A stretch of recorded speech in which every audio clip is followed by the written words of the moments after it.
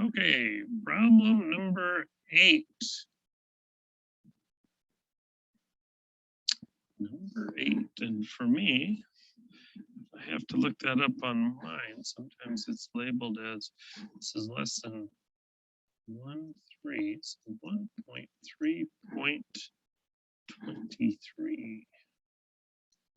All the other numbers in there are problems, but I don't assign them all to you. That seems like too many to do. All right, if you ever want more, let me know. I'll be happy to assign you some extras. We have 2 parts to this problem, part 1 and 2. Write a piecewise function that models a cell phone billing plan described below. Let x be the number of minutes, x is the minutes, and c of x is the cost. All right, so it's $30 for 300 minutes. The first 300 minutes, no matter what, costs you $30. I think I can type that in here. So my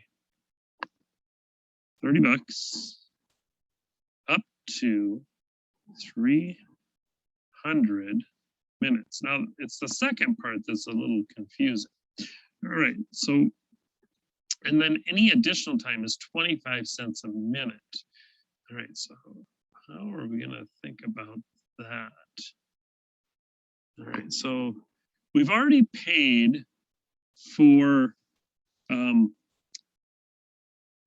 $30 is the first 300 minutes. So if I subtract those 300 away, x is the number of minutes. So if I'm over 300, so down here, this first one is up to 300. So this second one is once we go over 300. Like that, x greater than 300. But it's this formula that we got to be a little careful because we want to take away what we've already paid for. That's these 300 first minutes we've already paid for. So we got to take the $30. Oops, what do I have that? 300 is $30, and then add on, what did it say? 25 cents. 25 cents is 0.25. So this 30 right here is for those first 300 minutes. So I'm going to subtract those away here because I've already paid for them. And so like, let's say we had 301, like we've had 301 minutes. So once I subtract the 300, that means I'm 1 minute over the 300, and that 1 minute is multiplied by this 25, or if it was 302, 2 minutes. And then do I have to simplify? I don't see. Oh, it does say simplify your answer. So we got to work this out. This 30 plus, if I distribute this 25 cents, and then 25 cents times 300. Let's see, 3/4 would be like 75 cents, right?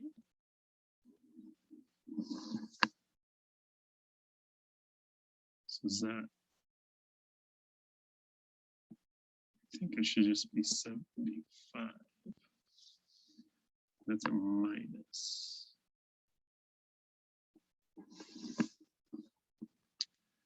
I have 300 quarters. Oh no, that's gonna be way more than 70. No, 70, that'd be $75 for every 4. Yeah. Okay, so now if I simplify this, I'm trying to do this arithmetic in my head. I might feel more confident grabbing a calculator, but let's see here.